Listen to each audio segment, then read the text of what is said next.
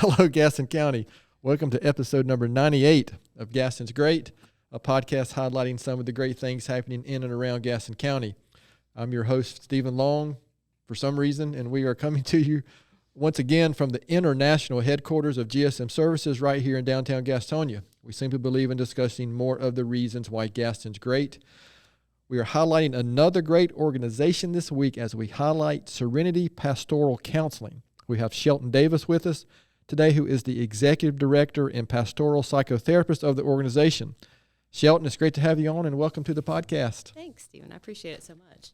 So full disclosure, I guess I met Shelton. I knew of Shelton, and my family knew of Shelton, but I met Shelton a couple of years ago now, and I have to admit it was on April 8th of 2021, which was not the greatest day in the life of GSM. However, along with so many of our teammates here, Shelton had a real positive impact on us and our company, and I've got to really know her and her family since then. So that was one of the reasons, selfishly, I wanted to have her on the podcast. So she's doing some good work here. So as always, we'd like to get right to it, Shelton. So just first off, before we get into maybe Serenity Pastoral Counseling, just tell us a little bit about yourself, anything you'd like to share.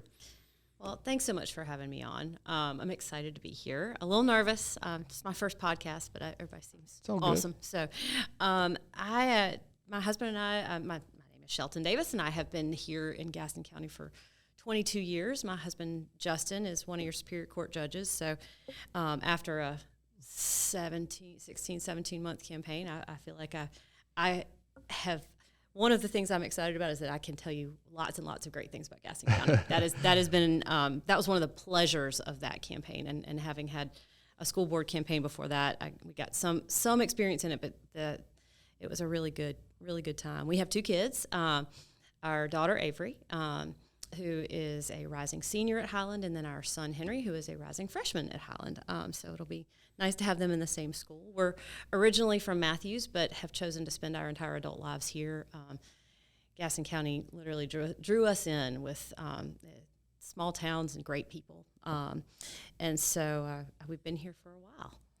All right. Well, very good. And I will say that I have Justin and Shelton, for some reason, felt compelled to allow me to help usher Henry through confirmation here locally, and I've developed a great relationship with Henry, and for some reason they want to let me hang around and chill out with Henry on occasion. So it's been a great experience. So tell us, here's the big question, right?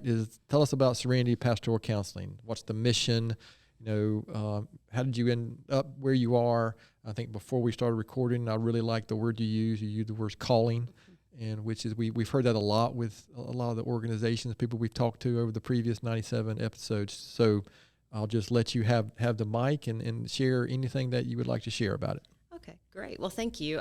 Serenity Pastoral Counseling was established in November of 2021. I have been doing pastoral counseling in Gaston County. How old's Henry? He's 14, so 13 years. But I was with a different organization that's no longer operating in the county. But now at this point, Serenity, I have offices here in Gastonia at First Methodist in Gastonia, and easy to remember, at First Methodist in Belmont. And so I spend different days of the week in different spots just for the convenience of my clients. And pastoral counseling is a passion of mine, and we can talk a little bit about what that means in a minute. But I felt called here.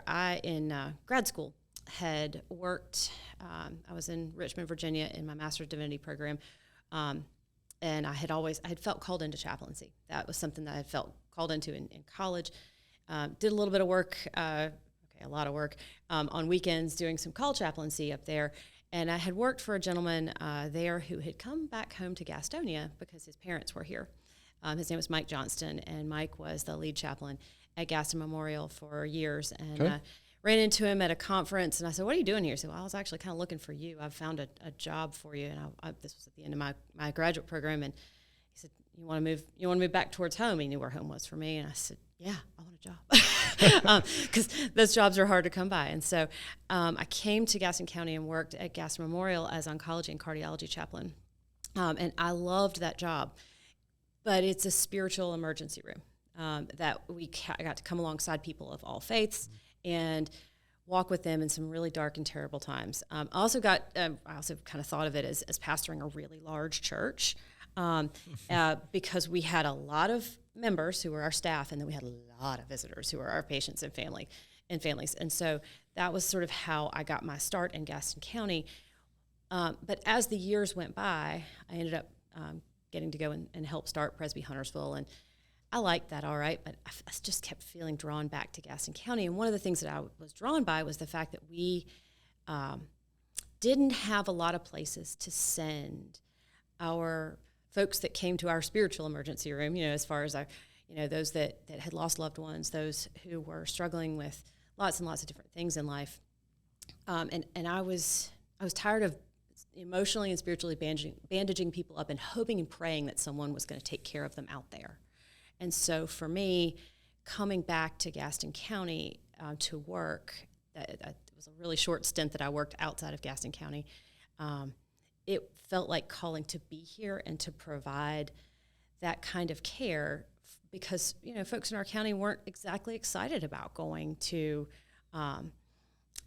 they weren't crazy about going across the river for counseling. And we didn't want to go to the gateway to Gastonia, right? Right. No. I know.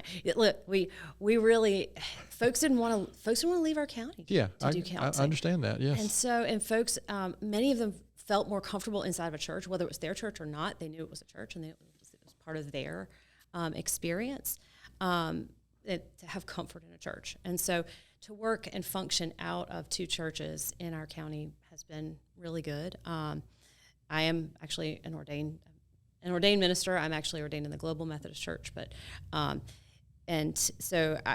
work out of two United Methodist churches, and in that space, I feel like the calling has been to meet people where they are spiritually, and so that's what Serenity Pastoral Counseling really is about meeting people where they are emotionally, and if they choose to bring their focus if they choose to bring their religion or their faith into that space, I walk alongside them.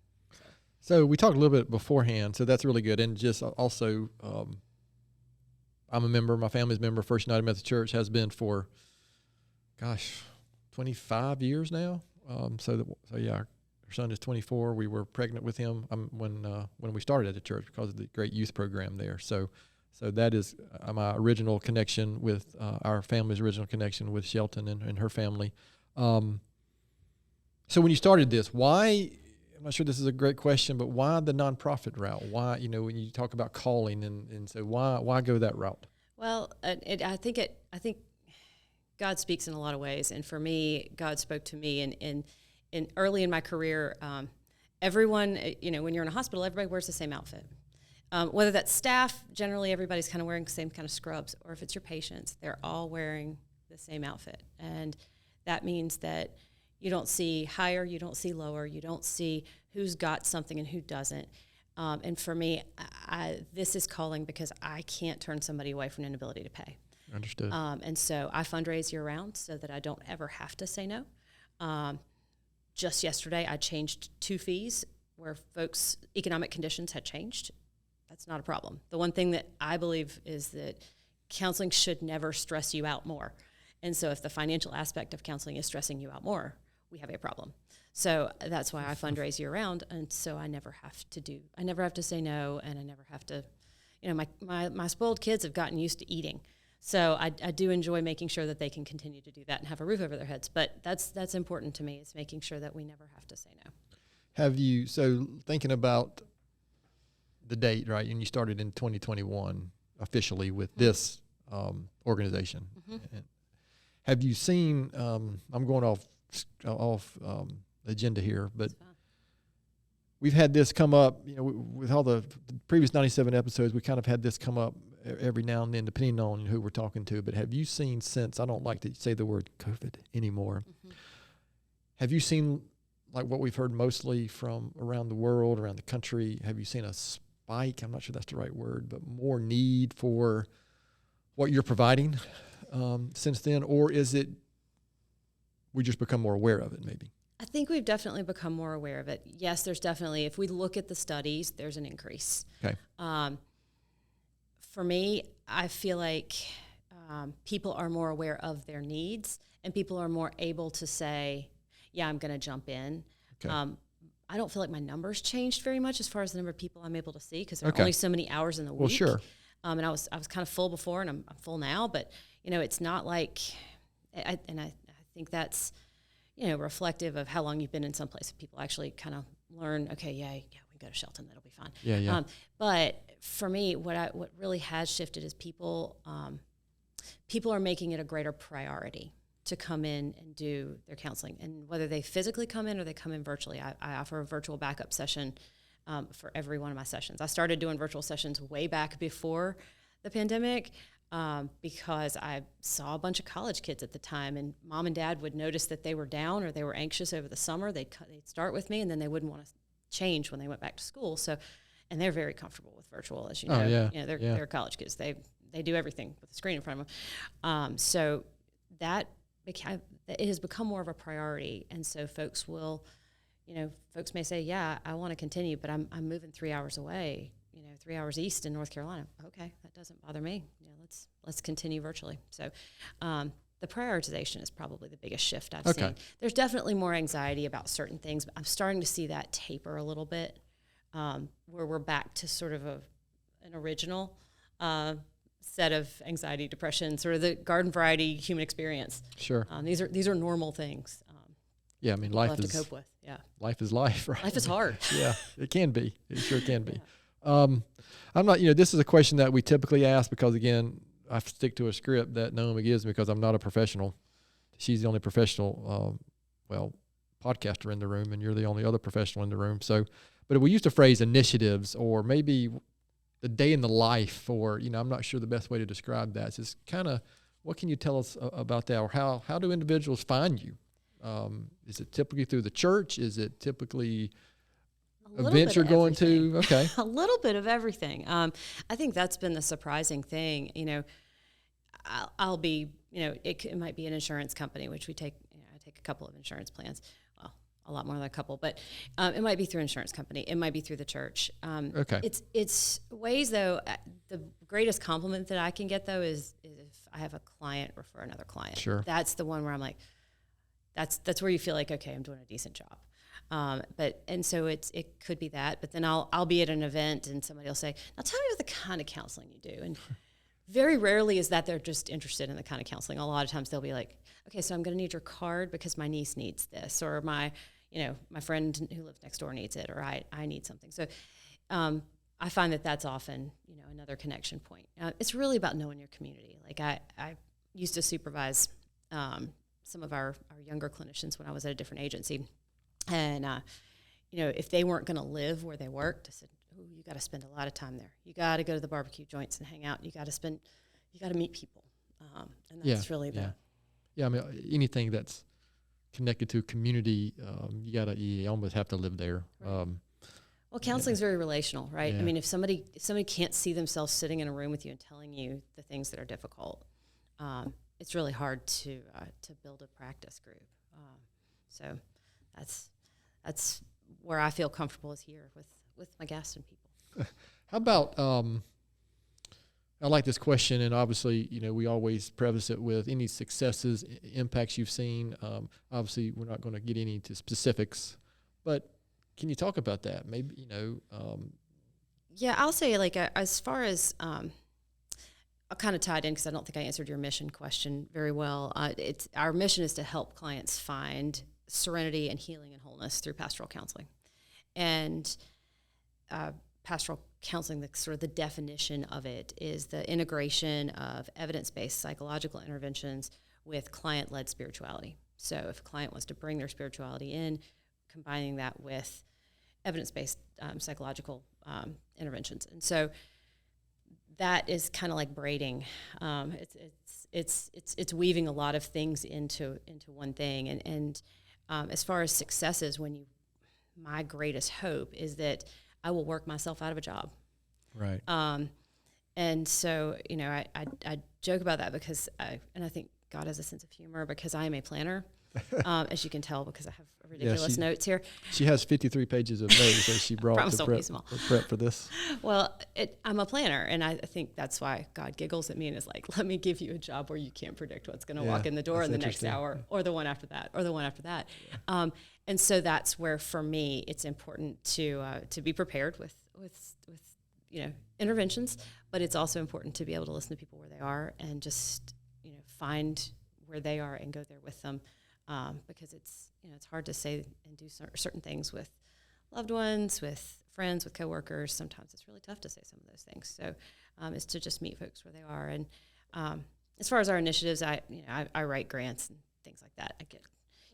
I do those things to make sure that I can always provide in the client assistance fund. I've got a Sunday school class that loves to contribute from Charlotte that wants me to go teach, and they want me to lecture over in Charlotte. Wow. And they want me to lecture, and I go over there several times a year and get to meet with these folks that know a lot more about the Bible than I do because they're all in their 80s and 90s. And but that's one of those initiatives that also works out. And then so success is both being able to fundraise so I never have to say no, but success really at the end of the day is watching people walk away and say, I think I'm good.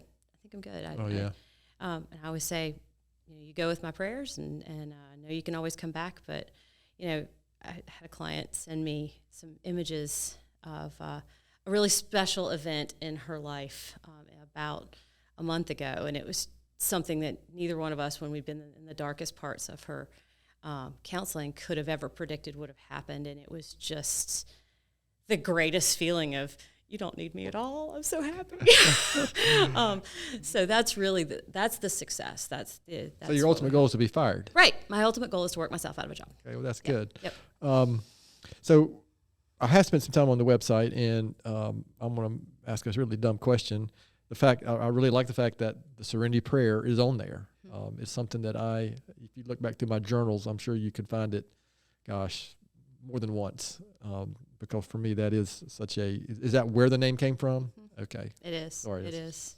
Seems obvious now that I've been on the website. And I had two loved ones who both put that out there as I was making this plan, and trying to figure out where to go with this. And when two people that I very much admire, and Henry was the first one. He said, "Mom, what about Serenity?" I said, "Okay." And so both said it independent of one another. I should have known that. Yeah, he's a pretty wise kid at 14. Now, he still doesn't know where his shoes are half the time, but bless his heart, he's a wise kid. So anyway, but those are, when two folks sort of throw that at you, and then I started thinking about Serenity Prayer and started thinking about that's kind of the ethos of how, I function.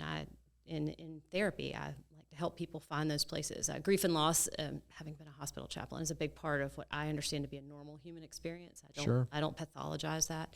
And there's a lot of the Serenity Prayer that goes with grief and loss. Yeah, I think when I read that or write it in my journal or whatever, I think I still say, okay, still aspirational, but I'm working on it. It is. Yeah, I mean, it is something that, and you get to be my age, you can't, you're going to have dealt with something, a family member. You mentioned oncology, right? So you can't get to be 52 like I am without being touched. And matter of fact, this day and time, you could probably be 20 and you have been touched by cancer in some way or some loss or some,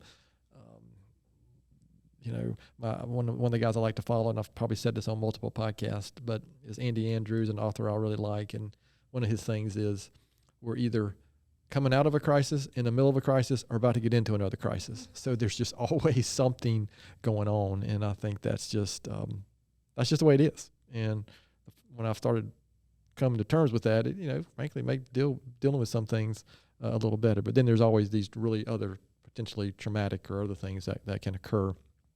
So I appreciate you sharing that. And again, I am a big fan of the Serenity Prayer in general. So it fits or seems to fit for me. So Shelton, looking ahead, that classic question is 5 or 10 years down the road, but what do you see the future for Serenity Pastoral Counseling? That was probably the toughest one of these questions to prepare for. At the moment, I'm kind of enjoying being a solo practitioner. There are some opportunities there, and I think one of the things that I'm drawn back to that idea of call and what I am called to, and sort of those other roles of calling. Like I said, my kids are in that stage of, we're very involved at the moment, but we can see that time when Sure. they'll be, off in college doing their own thing. And it's hard to say if I would, hire somebody at this point, hire somebody. Right. I have some ideas about some spaces that I have, though, which get me excited about the potential for hiring, say, a play therapist or somebody who could do a different type of work that would be good in concert with what I do. It's a different type of work, but still want to be able to come alongside people in that pastoral sense. Okay, so good. Yeah, another thing that you mentioned earlier, we were talking that I didn't I wanted to come back to is because I've had this discussion, we've had discussion a couple times on different episodes, is you kind of heard God talking, the calling, and you actually answered. I know that I'm afraid I've heard God talking to me and I've ignored him on occasion. So I actually think that's congratulations, maybe, or thank you, right? I mean, because I think so many people like me don't want to listen to that, and for whatever reasons. I mean, we got somebody sitting over here who I think has answered the call as well. And maybe that's why we should do just an episode on you, Naomi. But anyway, we can talk about that later. So again, with that in mind, again, this is a podcast about Gaston County, and you've already shared a lot of reasons, but I'm going to make you answer the question anyway. Why is Gaston County, this area, the citizens, people you've dealt with, why is Gaston County better? Because Serenity Pastoral Counseling is here. That's a tough one for me to answer, because I feel like I'm kind of it as far as the group. But I think that you have to answer what I anyway. saw. Well, I know I'm trying, Stephen. One of the things that struck me when I got to go back. I'm narrative in my thought process, so forgive me. I got to answer it with a story. That's all right. When I first came to Gaston County, folks at certain levels of the hospital, those jobs that nobody really gets excited about, maybe emptying trash, maybe emptying bedpans, those people make the hospital run. They really do. But when I first came to Gaston County, they often didn't expect to be spoken to by somebody who came from a physician's office, chaplain's office, anywhere. And it has been, I hope, this has been my hope since the early days of being a chaplain, now being a pastoral psychotherapist, is to allow folks to talk about the hard things in places where they feel safe and that they can find some hope and some healing. And I pray that that's what we provide, because I watched that shift, because they knew that annoying little chaplain girl was going to say hey to them in the hallway. And that was what we were going to be. We were going to say hey, and then I was going to get to know your grandkids' names. Then I was yeah. That's one of the things I feel like I've been trying to break down some barriers to mental health, to getting to the place where you can talk about what's hard. Because if you want to we'll try not to preach too much, but if you want to look at the best pastoral counselor, just open up your New Testament and find Jesus. I mean, there's a lot of people who talk to him. And that's one of the places that I felt very comfortable and called, was trying to sort of open that door to letting people talk about what was hard, because we've been given this sort of gift of being able to, as we talk about things, we actually feel better a lot of times. So that's sort of a long way of saying, what is better about it. I hope that more people are more able to talk through the hard things, and not turn to potentially negative sources for coping with the difficult things. Well, everybody's a professional on the internet, right? Oh yeah, social media. Yeah. I love the ones that I see who are, one day they're the professional on the economy in Russia, and then the next day they're a professional on the pandemic. Right. Oh yeah. I mean, it's great, isn't it? I'm a professional in nothing, and nor do I exist on social media. I have a website. That's it. So, who would do you have a niche of client, or is it male, female, teenager, or is there a niche that you happen to have, or? Okay, I'm not a specialist. I will say grief and loss is probably a subspecialty of Understood. mine. But okay. But that again doesn't sort of come with a particular type of person. Everybody's going to have to go through grief and loss. So I do love working with that. Anxiety, depression. Gotcha. Work with some couples. I used to work more with teenagers, but now that I have teenagers and I'm trying to always make all the sports and do all those things, I found that those schedules don't really match up very well. Yeah, fair enough. Yeah. Mostly adults at this point. Okay. But I love the variety because there are no 2 hours that are the same. I saw 2 folks before I came here this morning, vastly different things going on in their lives, and I never have a boring day. Occasionally I'll find ways that it seems like themes pop up, but they're not necessarily subspecialties. It's just things that I sort of tend to notice that are kind of coming together for multiple people at the same time. So lots of different backgrounds. I love seeing folks that are from all over the economic spectrum. I learn so much from my clients that do very different things with their lives and can kind of teach me those languages. This is might not be a fair question either, but in your time doing that, not just with Serenity, but just your whole career, have you seen trends changing, things that you're seeing more consistently? We as a parent of 24, 22, and 17-year-old, frankly, phones and social media is something that has always concerned us as parents. But have you seen any trends over the last 15 to 20 years of things changing, or something that you're seeing more often, or that's lots of them. Okay. Some more controversial than others.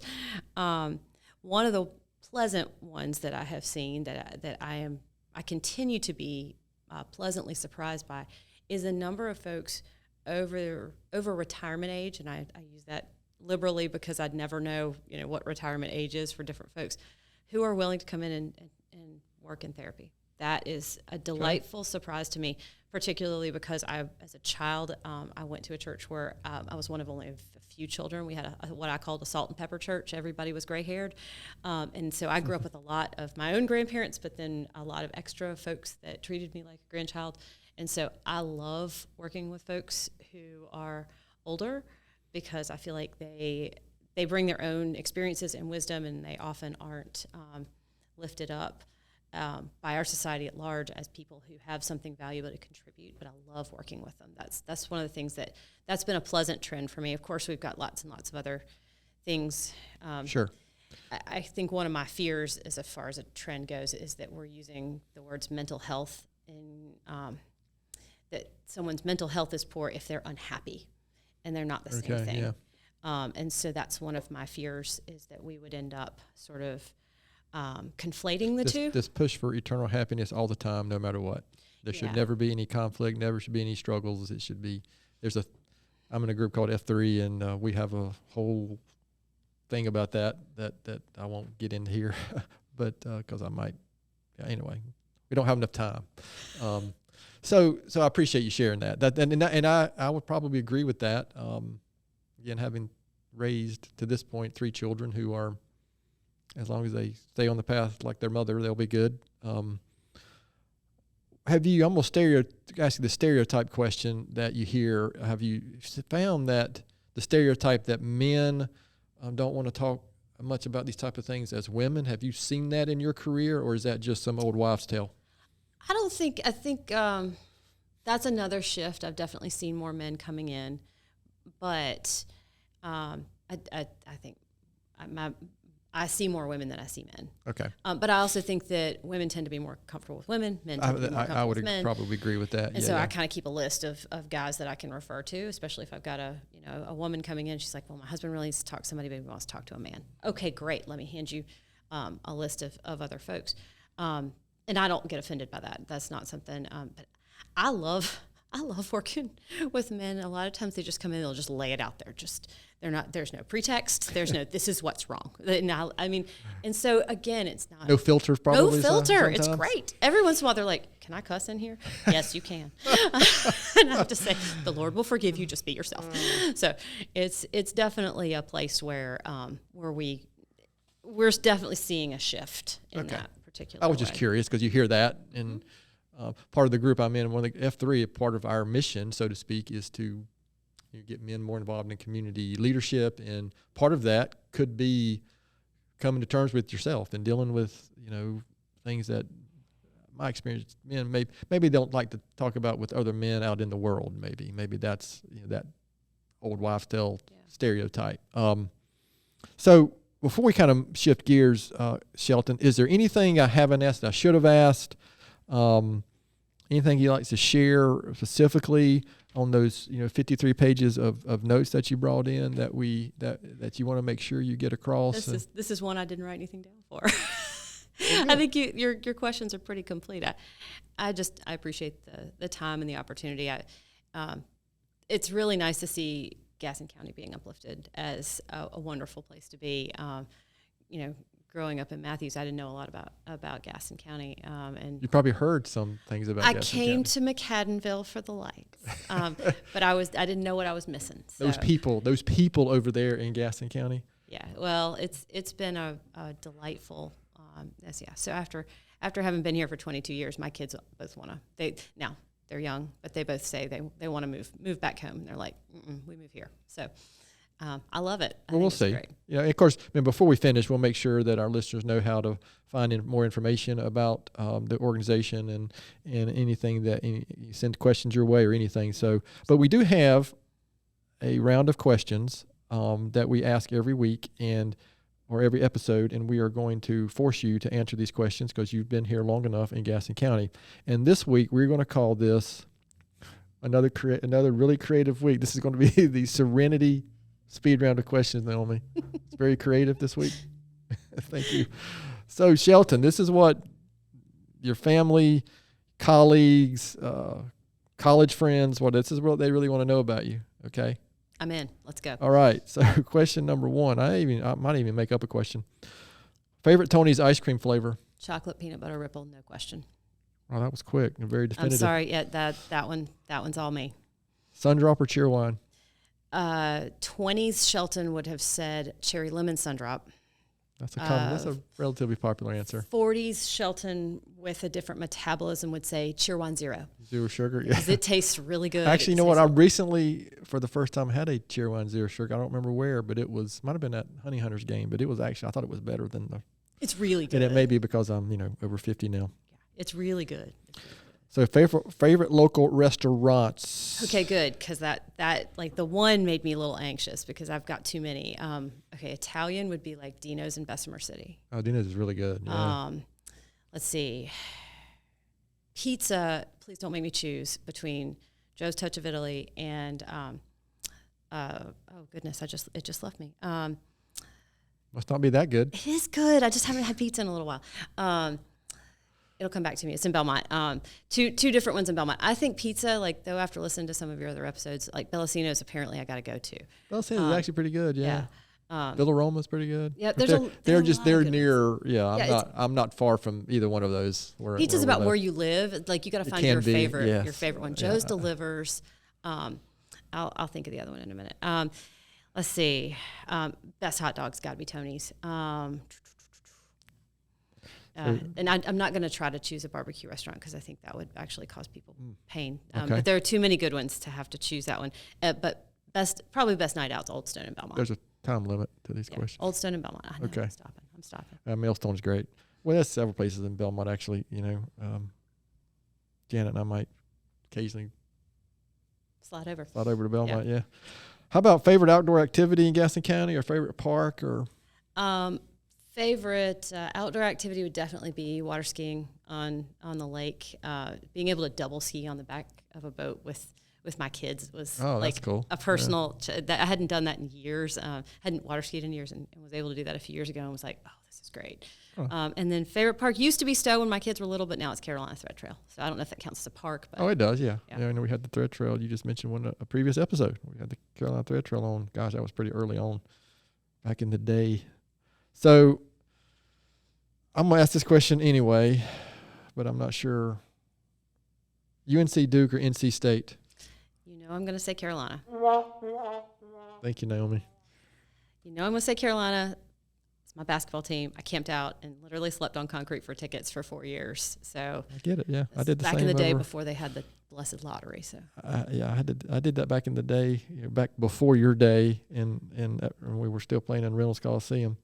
But we won't hold that against you that you said Carolina. We will pause for effect, though. So, Shelton, what is something very few people know about you? I threw discus in high school, which I needed a sport. I'm not the most athletic of people. I enjoy sports. I enjoy playing things and doing things, but discus, nobody else was really throwing except for a couple of girls off the basketball team who didn't practice and just walked out there and slung that thing. But we had a state champion discus thrower who his name was Ben, and we jokingly called him Ben-Hur because he looked like Ben-Hur.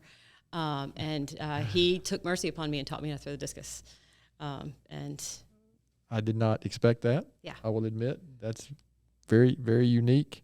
So does that mean you're like a professional Frisbee thrower now, or? I will admit, in grad school, we actually started on my seminary campus. We started an ultimate Frisbee league that still to this day plays. They actually play other seminaries. Wow. So the ultimate Frisbee, that's legit. Yeah, it was fun. We've done some of that, a few F3 workouts, and normally the plan is nobody get hurt.